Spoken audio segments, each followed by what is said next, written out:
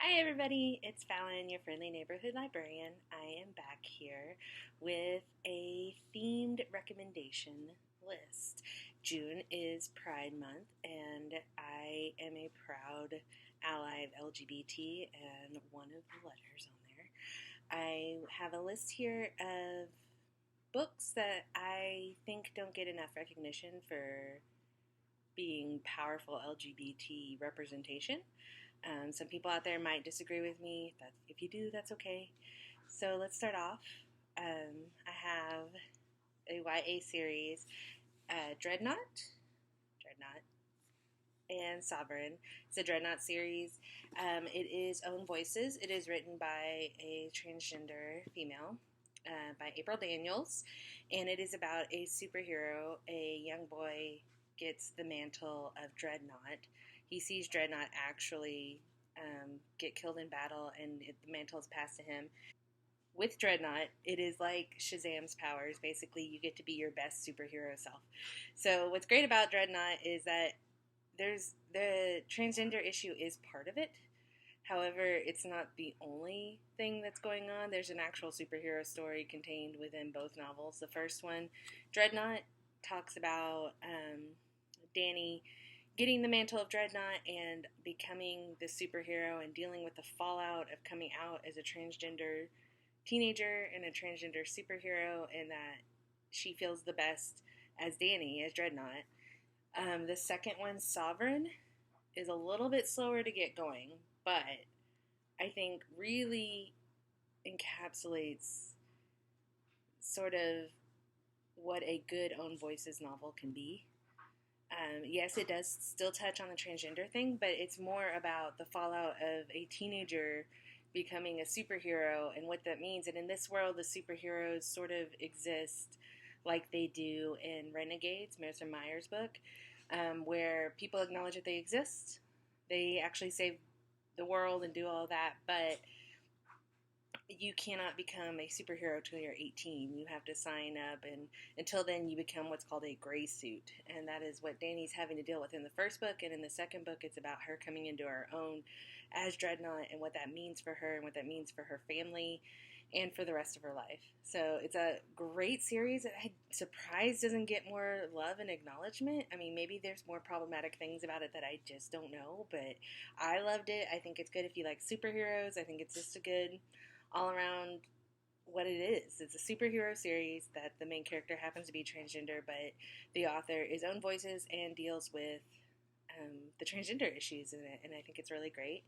The second series I'm going to recommend, and it's just a duology. I don't know if the Dreadnought series is just going to be a duology. I think she's left it at a really great place for it to be a duology, but if she continues on, I wouldn't mind. There's some side characters that I'd love to get some more backstory on. The second series I'm going to recommend is actually a manga. It's My Brother's Husband. It's so cute. It is like the cutest series. I mean, it's a sad series. It's a cute series. Basically, what it is it's the story of the Canadian husband, Mike, coming to visit his brother-in-law and his niece. And the niece is unaware that her uncle even exists, and that let alone that her uncle was married to a gay man. Obviously, he was gay as well. Let alone that her uncle was gay and married. And her father they live in Japan, and her father is coming to terms with the fact that yes, his brother was gay, and yes, he missed out on his brother's life. Basically, his brother has died, and his brother's husband comes to visit because he knew how important his family was to his husband, and he wanted to try and mend that bridge. And the series is beautiful and wonderfully written, and I believe from what I've read that it is a big deal in Japan because it's kind of one of the first ones to deal with homosexuality at a forefront and not just being hinted at. It's cute, it's wonderful. The art is like just pretty much like any manga. I think it's well done, and there's a lot of grief to deal with, and I think that it's amazing. I highly recommend it. The next one I'm going to talk about, and My Brother's Husband is written by Gengoro Tagame. Gangora Tagame, my brother's husband. The next one I'm going to recommend is Kiss Number 8 by Colleen F. Venable and Ellen T. Crenshaw. This is a recent release. I loved this book. This is a book about a girl who has had 7 kisses, and kiss number 8 is actually going to be with a girlfriend of hers, but that doesn't mean that all of the kisses that she's had have been A, wanted, B, by women, and it's about a young girl. I say young. I'm getting old. I say young. Let's see, I think she's probably 15 or 16 in this book.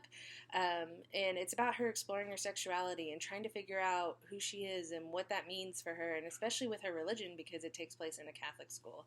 And this girl that's on the cover with her is her bad friend. And it's interesting to see how she reacts to the fact that she's figuring out that she actually prefers women versus men. And, you know, there might even be something later on where she finds out she's bisexual, but it's an interesting take. And then there's an interesting, like, really cool plot, kind of, not even a twist, but just an interesting plot device that is with her grandmother and grandfather.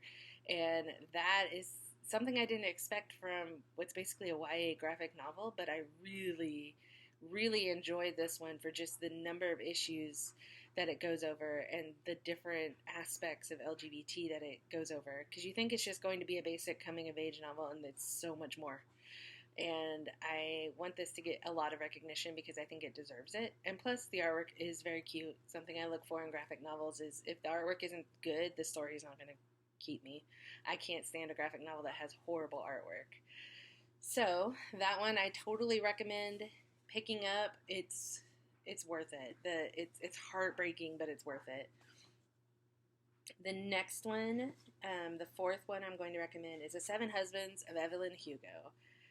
This one is worth the hype. It's by Taylor Jenkins Reid. I first heard about it with Peter with Books, or Peter Likes Books. I can't remember who it is, but how his title is on his channel, but he's amazing. I will link him below so you can go follow his channels. He has like 800 of them, but he's an amazing person to just follow and to listen to, and he's got really strong opinions about books. But when he recommended this one, I wasn't quite sure. I think it's the cover because I've seen this cover multiple times, and there's a lot of the 7 blank of somebody that I think I just glanced over this one, and I am so glad he devoted a whole entire video to this book because, oh my god, guys, this book right here, I should probably do as its own review. But this book, just by the cover, could you tell that it's about a 1950s, 60s famous actress who actually happens to be bisexual and her love of her life is another famous actress? No, there's nothing here that would make that even something you would think is possible, but it's amazing. It's heartbreaking.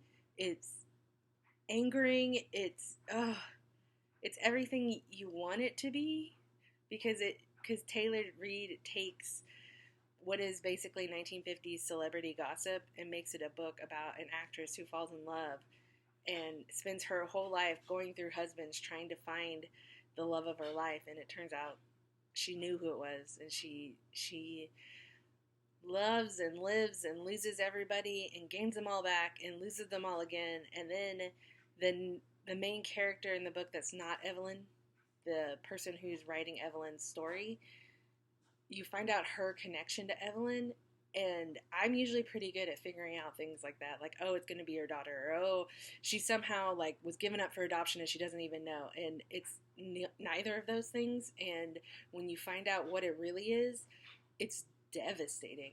Like, Taylor Jenkins Reid knows how to write a devastating book because I have read some of her other stuff, and this book just hurt my soul and hurt my heart, but in a very, very good way, to the point that I had to go read a completely different genre when I was done with it because I didn't want to give up this world.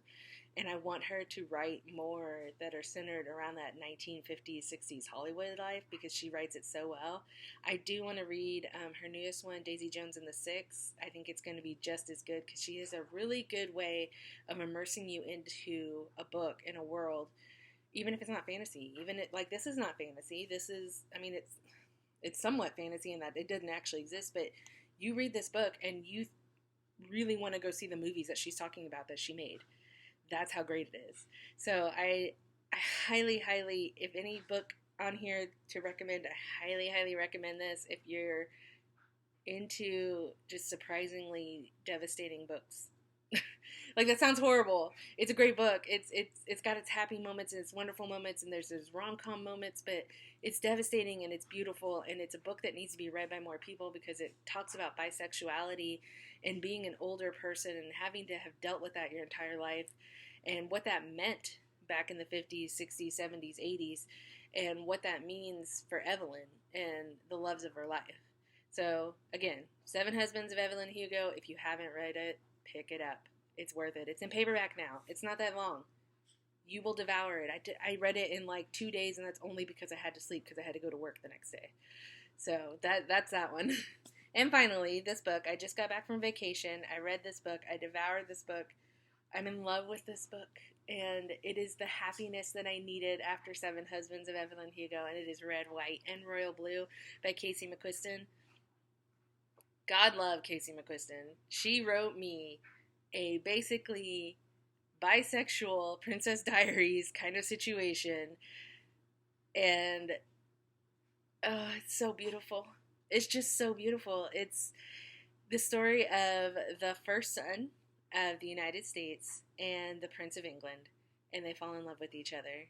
And the first son figures out that he doesn't hate the Prince of England. He actually is fully in love with him, and it's their story and what the fallout is and what that means for each other and what that means for their lives and how they shape their lives and they change their lives. And there's so many beautiful moments that have already gotten like fangirl merch out there, like on Redbubble and stuff, and I'm so excited. I'm totally gonna buy some because this book, y'all, it's so good.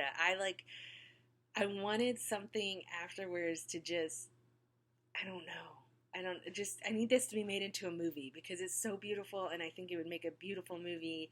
I know America is not ready for it, but I don't care because it's lovely. And yeah, that is your romantic recommendation for sure. And it's very hard to find for some reason. If you go into a brick and mortar Barnes and Noble, completely hard to find because it's not shelved where you think it should be shelved. But yeah, Red, White, and Royal Blue, Casey McQuiston for your romance. You got Seven Husbands of Evelyn Hugo when you just want your devastatingly beautiful book. You got Kiss Number 8 for your YA coming-of-age graphic novel. You've got My Brother's Husband, Volume 1 and Volume 2. They are amazing if you're a manga lover and you want something that kind of deals with modern-day real issues. This is totally it. And then finally, you've got the Dreadnought series, Dreadnought and Sovereign. Highly recommend all 5 of these. It's just a quick list of just great books that I think don't get enough love for the LGBT inclusion, and a lot of them should. They should be on more lists. These are being ignored, and I know maybe they're not being ignored, but I do think that they need more they need more recommendations from librarians and from everybody else. So that kind of runs the gamut of my list for Pride Month. I hope to see you next month in July. I will figure out a good theme for that month. It may just be something random and weird and awesome. But yeah, I hope to start doing these as a series. I'd like to have unique book lists out there because I get tired of seeing the same ones on BookTube all the time. If you have any other recommendations for LGBT books, Own Voices books, even if it's just for me, even if you just disagree with everything that I just said, please comment down below. Please talk to me. I definitely want to start a conversation about diverse voices in literature. And that's all I have for you guys today. I hope to see you real soon. I'll have a few more book reviews done. I've got a whole list of things that I want to do. Just took a vacation right after I started doing this, so you know how it is. So that's all for now. Bye!